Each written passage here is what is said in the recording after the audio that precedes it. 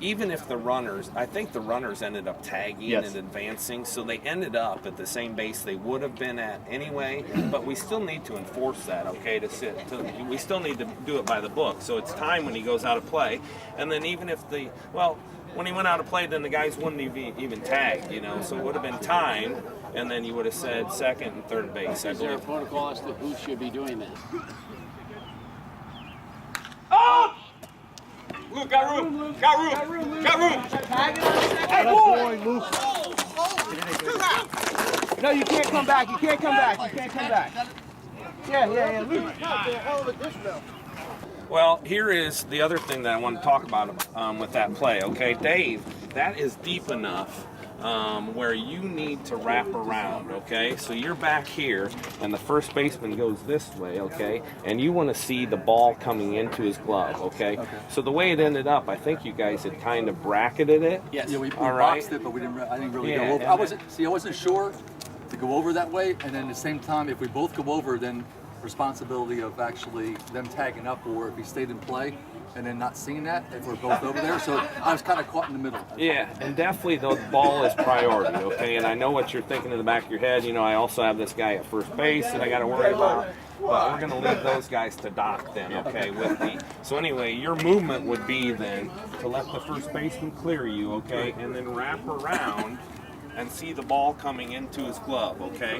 So in other words, at the point where you did that, then Mark would no longer have any sort of no catch. Now the way that it ended up, because of the fact that Dave was in back, you did the right thing by calling catch because you were on the glove side, okay? You saw it going in and he was in back. So the way that ended up, you did it correctly. But ideally, Dave gets around, sees the ball going in the glove, and he has the call there, okay? Catch and then time. Continue to use two hands all the time when you call time, okay? I saw it. You're just gonna have to break the habit a little bit. Am I really doing that? Yeah. So you're going like this and digging in your ball bag, okay? To try to get the ball to the catcher. So time. Take the extra, half second. Time. And then do. Okay. All right. Understand. And the last thing that I have for you, your timing looks good. I've been impressed with your plate game. So your timing looks good. Your strike three mechanic looks good. So very good job with that. Lastly, we had a rotation, okay? Yep. You went up to third. I did. Okay. Great job there. And then we had a play back into third base, okay? Yep. So you're coming up from home. All right, you're here. Right. Now, when the guy rounds, continue around because now you no longer have a play coming into third base this way. You've got a play coming back into third base this way. So what ended up, and I think you had a pretty good look at it, but I was over here. You were here, So if we end up getting a swipe tag on his arm or whatever, you're not going to have near as good of a look as if you're here. So anytime that guy rounds third, take a couple of steps now and think about the possibility that he's coming back into the base, okay? On my jog back to the plate, I said to myself, you screwed the pooch on that one. Yeah. You know what I mean? I was in the wrong spot. Yeah.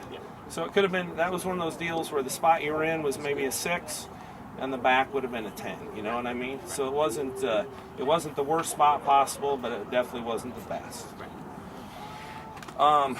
Dave, make sure we had one play early in the game. It was kind of straightaway center. May have been a little bit to left field, but you didn't see Doc go out, okay, and you got stuck on the outside. And off of the bat, you might have thought that it was your ball or whatever, but you got stuck on the outside, and then at the end, you got into the cutout when you realized that he was going out. So just when that ball goes up, the wing guys' eyes have to go to each other, okay? We definitely had a pressure play from the second baseman early in the game as well, okay? He was moving to his left, really hard to his left, so that was a picture-perfect pressure play where you should have noticed the second baseman coming into the hole and got into foul territory. That's the only time that I want you to get into foul territory where when there's pressure. Okay. So, and what happened was you came 2 or 3 steps off the line.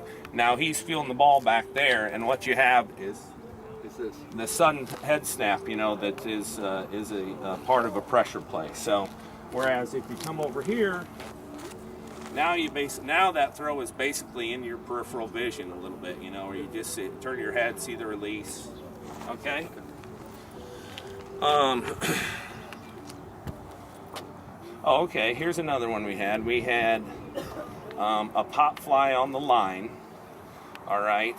What you need to do, a pop fly, the way pop flies work at first base, anything on my position, in my general vicinity, or in front of me, I'm going to come in and pivot, okay, and give it up to the plate umpire. So what we ended up having was we had Mark at home and you standing in back of the guy, you know, as the foul pop happened. Now the difference is if it's well off the line and has no chance of being fair, then both of you guys can go with it and bracket. But this is a pop fly that is right on the line and might drop fair, so you go ahead and get in give it to him and go ahead and get into the cutout, okay? Question. You want him coming in and pivoting, or you want him to get set for a play at first base? Well, there's not going to be a play at first base, you know, because of how much air there is under the ball. Okay, but if he gets in, it's not going to be so much as a pivot, but getting into the cutout and now being ready, you know, for what happens next. If there is a play back in or whatever, you know. But you just want to get into the cutout and go ahead and give that up to the plate umpire.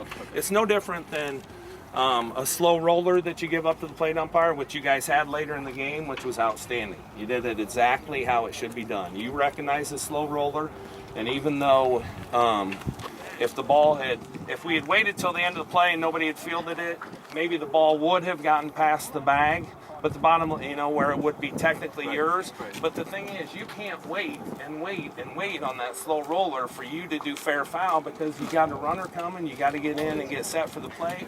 So what you do, you see that slow roller, you get off of the line, and that tells Mark, I now have fair foul. So it's a little bit of division of labor. It's perfect, man. He's not doing anything. He's coming up to 45 anyway. He's not doing anything except striking people out. So, but anyway, so you guys handled that perfectly. I had wraparound on foul ball by the fence. We already talked about that.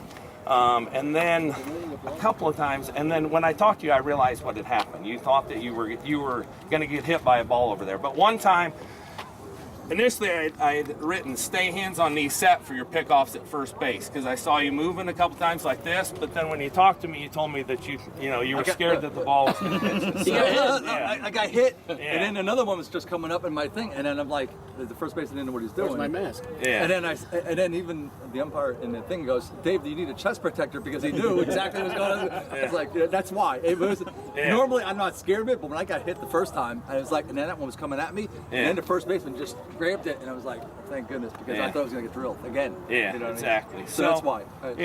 So I figured that out, that had been why you were moving a little bit on your pickoff. I'd never move. So, given that information too, maybe you're in a little bit too tight, on your pickoffs. Okay. If it's a situation where everyone that comes over towards you, if the pitcher throws it up the line at all, if you're close enough where every one of those seems like it's coming directly at you or going to hit you or whatever, maybe take another step back. Okay. All right, Doc. Move to. Oh, okay, perfect. Sometimes I can't even tell what my notes mean, but it usually dawns on me here. No, actually, the first thing that I have here, R1 and full count, okay? If you have R1 and a full count, move over to C, okay? Because you no longer have to cover a steal play. All right. Okay, so what it does is it gets you over, your fly ball responsibility there is left field to center field, right? So when you move over there, it gets you closer to your ball responsibility gap if you need to go out. Okay. Gotcha. And that's only with 3-2 outs where there can't be a play on the steal. Right. Okay. Get to the ball side with the 4-6 put out. So in other words, we had a ground ball. I think it was to end the game, or end an inning. So we had a ground ball to the second baseman, shortstop covering. So remember, get around to the side that the ball is entering the glove, right? In that situation, the shortstop is going to be fielding it, glove's going to be open there. So the way to cheat is you're always going to the side that the ball is hit to, all right? Because then the guy coming across with the glove is also coming to that side. So,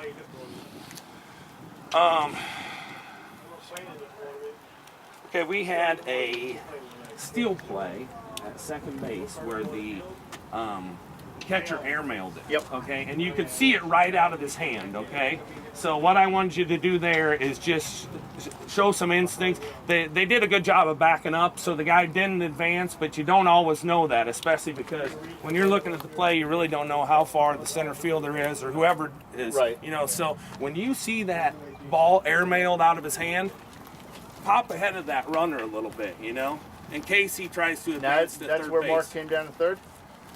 No, because this was R1 steal, you know, so you got, yeah, it wasn't a bad ball. Because I thought I did that. What did I do? Well, you just stood in your stood there? B place initially. Now, afterwards, you might have moved some afterwards, but what I want to see is the instinct. As soon as you noted, I mean, when he threw it, it was 2 feet out of his hand, and I was saying to myself, this thing is airmailed in the center field. You know what I mean? So as soon as you identify that, Right. get over there. And then don't forget about your touch. You know, if he does, if it is a situation where the guy, you know, gets up immediately or doesn't even slide and takes off for third or whatever, you know, but get over on that side. Don't forget about your touch.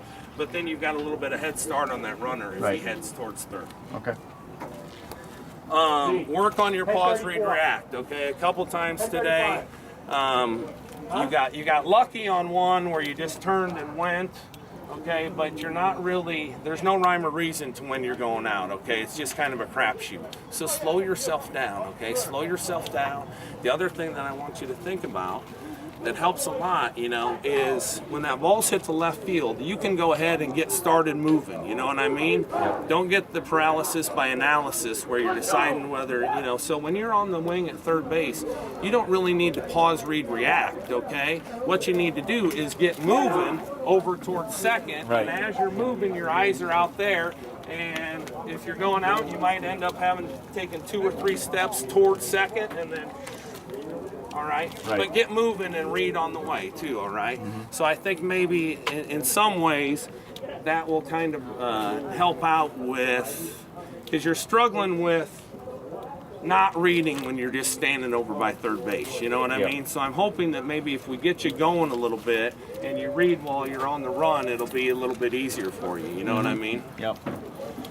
And then lastly, 2 more things. Hands on knees set. Okay, when the pitcher is on the rubber with the ball, you need to be hands on knees set. Okay, so what you're doing, you're standing around like this. He's on the rubber, and you're not going down to hands on knees set until he starts pitching. Okay. Okay, so you're standing like this, and then when he goes to the plate, you're going down to hands on knees set. Okay. Anytime the pitcher is on the rubber with the ball, you need to be hands on knees set. See, at this point, you're standing there with your hands on your hips.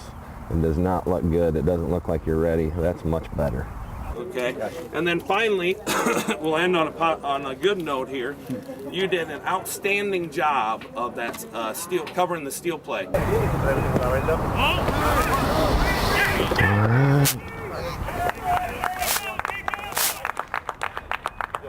That's a pretty good job there, Doc. You worked your angle a little bit towards the imaginary 45. You got set for the play. Nice, strong mechanic.